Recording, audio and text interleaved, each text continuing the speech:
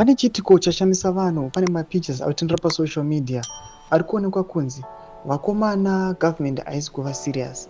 Noda kuti kunoonekwa mapictures ayo vakomana vamozama warriors avo vachipiwa ma-US dollars ari flat, but pazotendera mapictures pasocial media muchiona aiwa zvakaitika kuboterekwa, vanhu yazokuona kuti vakomana ka these guys they've misplaced priorities. Sara penda mashuka mudanyoro panapa nobva subscribe like or turn the bell like tinda panapa pahendo yeX vakomana vanobuda chiposta this picture ramuri kuona iri ramuri kuona kuti aiwa vanoziva shurungu apo paboterekwa vanoposta this picture inobva nyora caption yachiti to our motorist boterekwa is about to collapse, beware. Dzimwe dzogona kuwira mumwena pashata apo guys, ndo picture rinopostiwa.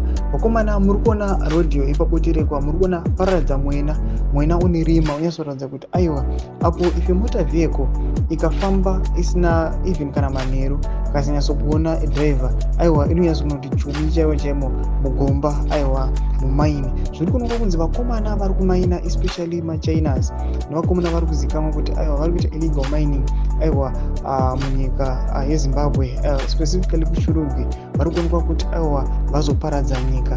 Boterekwa inogona kungomuka rakadhirika aiwa vanhu vakafiramo. Zviri kuonekwa kunzi malives emacitizens are now at risk.